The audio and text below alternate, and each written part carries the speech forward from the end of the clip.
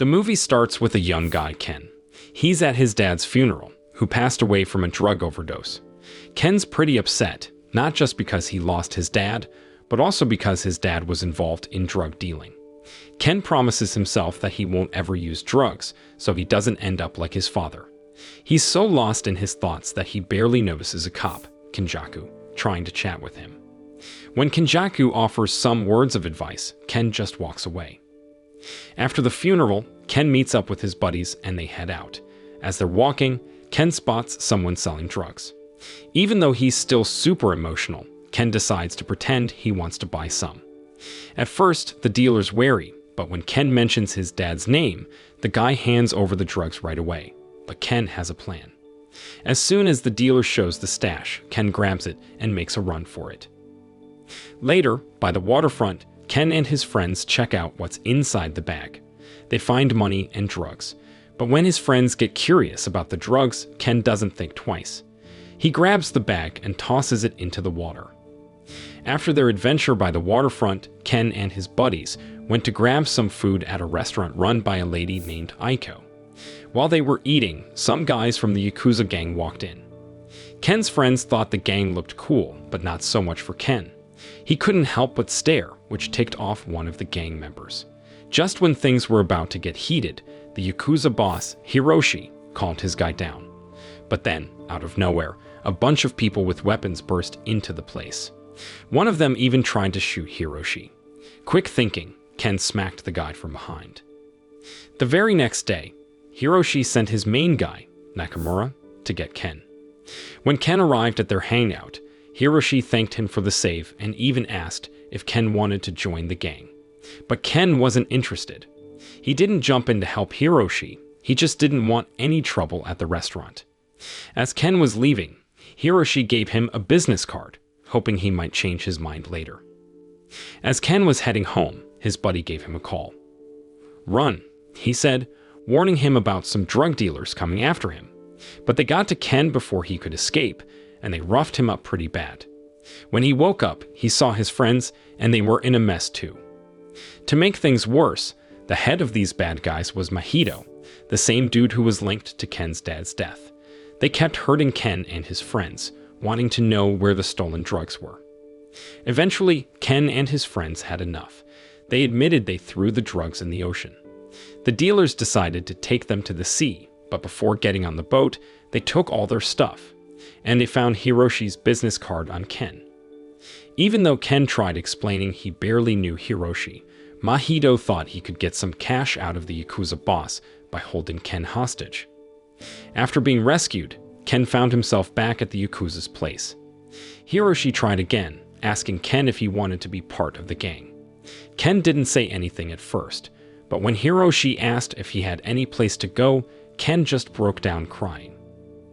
Skipping ahead a bit, Ken decided to join the gang. They even had a little ceremony for him. Fast forward to 2005, and now Ken had changed a lot. Not only did he look different, but he was also one of the coolest members of the Yakuza. Actually, people all over town were pretty scared of him. One evening, Ken and his crew hung out with Nakamura, Hiroshi's main guy, who was having a birthday bash. Ken even gave him a fancy watch as a gift. They all cheered for Nakamura's big day. The day after, Ken went golfing with Hiroshi. During their game, Hiroshi hinted that Ken should think about settling down so he doesn't end up alone like him. Later, they all grabbed a bite at Aiko's place. Her son Tsubasa was all grown up by then. A bit after that, Ken and his buddies hit up a Yakuza-owned bar, and Ken bumped into Jogo, one of the jerks from the drug gang who'd given him a tough time in the past. Jogo has a chat with Ken, giving him a heads up so that his life doesn't end up like his friend who died at the hands of a group of drug gangs. He also told Ken and the Yakuza guys to back off from South City. On top of that, Jogo mentioned something about giving 20% of their drug profits.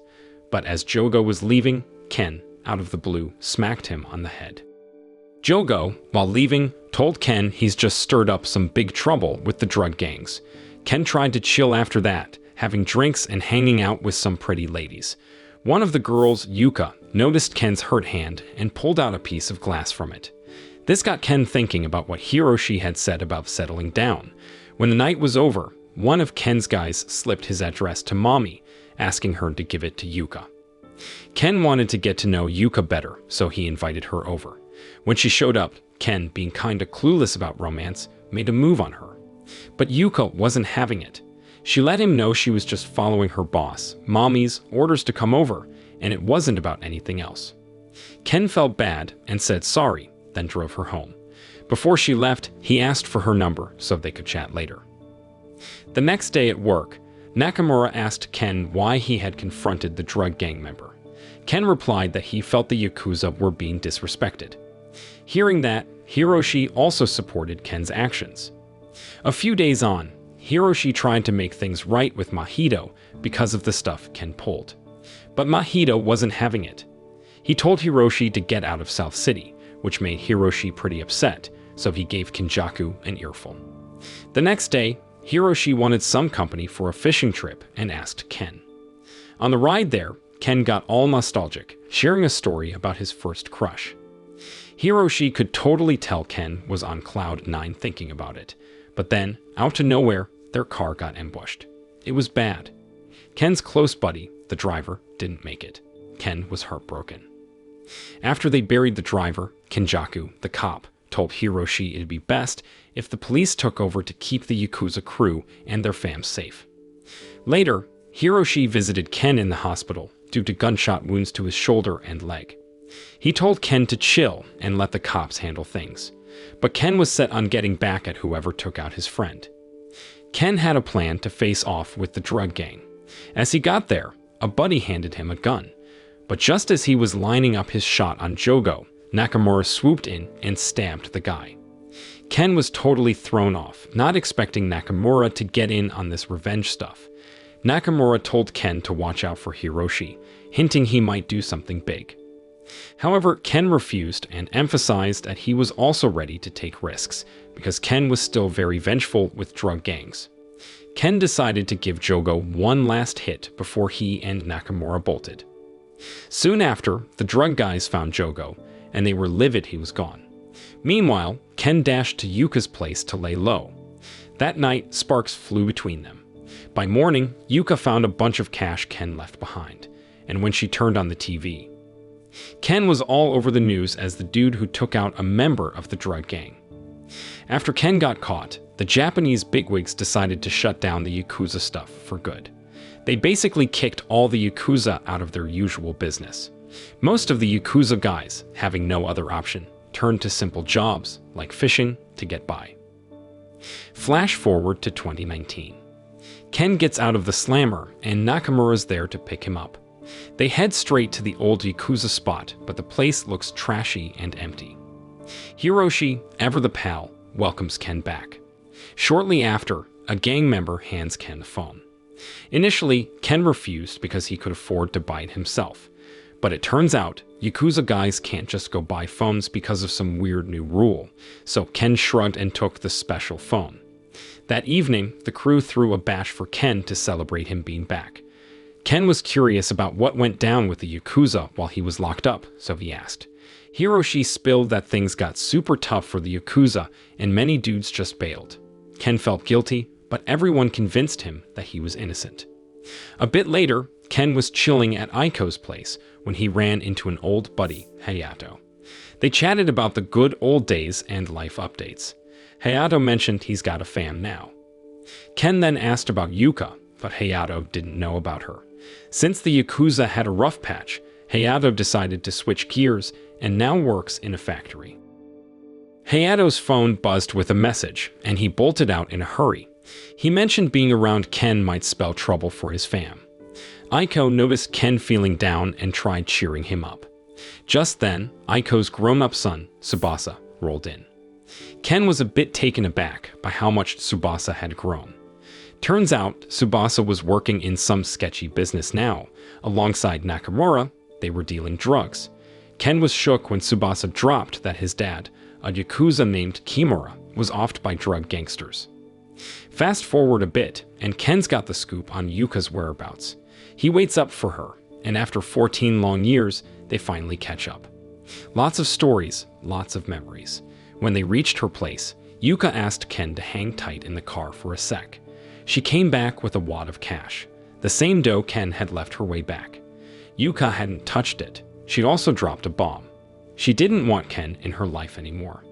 Ken was all kinds of confused, so he ran after her, trying to figure things out. Yuka then let on that she had a 14-year-old daughter. Doing the math, Ken guessed the girl was his. Yuka hesitated, but finally admitted that she was carrying his baby when he left. After their chat, Yuka walked away, leaving Ken very sad and regretted his actions. He realized he'd messed up a lot of people's lives. Later, Ken dropped by the hospital to check on Hiroshi. Hiroshi made a bold move. He told all the Yakuza members to bail, especially the younger ones like Ken. He believed they still had a shot at a better life. This got Ken thinking about turning over a new leaf. He reached out to Yuka and his daughter Sakura. From then on, they started living like a close-knit family. Ken would drive Yuka and Sakura around town for their daily stuff. And now Ken's working side by side with Hayato at a factory. They're making an honest living. One day, Ken's buddy snapped a pic of them hanging out, and without thinking, posted it online. Things blew up real quick. The photo spread like wildfire, and Ken lost his job. And it wasn't just him. Yuka got fired, and even Sakura got kicked out of school just because they were connected to Ken. The next day, Hayato was fuming. He confronted and roughed up the coworker who shared that pic. And then, out of the blue, Kenjaku showed up. Kenjaku's actually a cop who's all for these bizarre rules making Yakuza folks look bad. This ticked Ken off, and he was just about ready to throw some punches.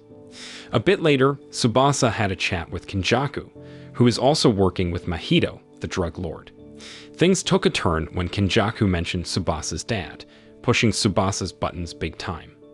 In a twist, Tsubasa threatened to leak some of Kenjaku's pics online. Unexpectedly, all this time, Kenjaku is the mastermind of all crimes in the South City area. Fast forward a bit, and Mahito and Kenjaku were huddling up about their dirty deals.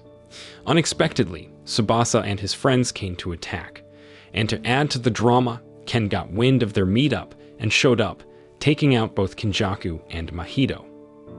Tsubasa rolled up and was met with a sea of cops. Quickly piecing things together, he realized Kenjaku and Mahito were gone and Ken was behind it. On the other hand, Ken dashed off to a pier to chill out. As he was lost in thought, puffing on a cig, Hayato appeared out of nowhere and stabbed him. Hayato blamed Ken for the mess in his life from 14 years ago. All Ken could do was say sorry, but Hayato was past listening and went all in with the knife. And just like that, Ken sank, weighed down by his life's regrets.